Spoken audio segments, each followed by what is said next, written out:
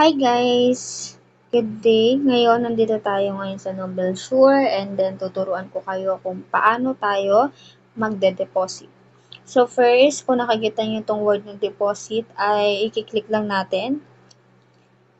Antayin lang natin. Then after clicking the deposit, may makikita tayong payment method and then select gateway. Pagka-click natin ito, pipiliin po natin ang USDT since yung Binance po ay parang hindi po ganun nagwo-work. So, USDT ang ating i-click. Click.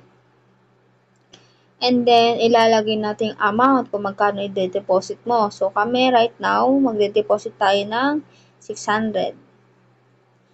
And then, scroll up lang natin. Sabi dito, copy the USDT wallet address below and deposit. So, copy lang natin to na matagal. Click lang na matagal. Hold na matagal. Then, copy. Makikita nyo tong word ng copy. So, copy. Copy. Ngayon, kailangan natin i-upload yung proof of payment dito. So, punta muna tayo ng Binance. Ngayon, nasa Binance na tayo. After natin makopy yung address wallet, punta tayo dito sa portfolio sa baba. Portfolio. And then, click natin tong take out. After clicking the take out, click natin tong withdraw. Pagka-click ng withdraw, click natin tong USDT. Pagka-click ng USDT, long press, sabi dito. So, hold natin itong matagal ang screen. And then, makikita, paste. Make sure na walang space at okay. Ayan. Make sure na ganan siya ha. After nun, yung network, itong network, click natin. Select tong TRC20. And then, deposit natin to ng 600. Since may network fee tayo, kailangan natin dagdagan ng 1. So, dapat buo pa rin ang matatanggap ni Nobel Sure.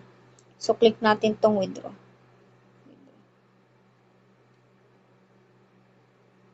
Click. Then, confirm. Pay natin. Tayo to. Okay. Withdrawal processing.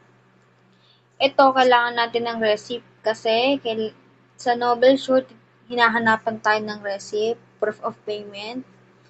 So, antay lang natin. Yan, completed na, di ba? Makikita nyo sa email. Click natin itong Binance. Yung email. And then, kailangan natin ng screenshot. After natin may screenshot, balik tayo sa ating Nobel Sure. Pagkabalik, click natin tong select upload of payment, allow. Then, yan. Done. Okay na, screenshot na. Pagka-screenshot, then lagay mo dito, click mo tong proceed to payment dahil na yun na. Natin, pending na siya.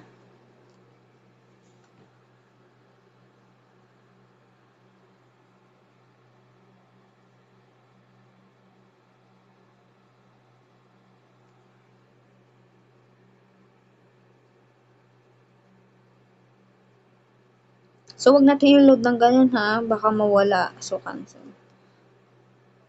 Deposit. So, ayan, pending tayo. So, yung guys, di ba kanina nag-deposit tayo. So, inihintay natin maging success. Balik lang tayo. Yan. Pag ang word ay success, pwede ka na mag-invest. Back tayo dito, balik tayo sa profile. Or again, saan nyo makikita? Sa transaction. Click nyo lang, and then makikita nyo na yan. Okay, pag success na, diretso invest na tayo. Punta na tayo invest. Click lang to, then click tong word na invest. Pagka-click, click mo tong invest now. Yan. Nakikita natin ang main wallet natin may 600, so 600. Ano natin? Yan. So, 600, type natin ang amount. 600. Then, after nun, na-click na. Successfully payment. So, back nga natin. Ganun siya.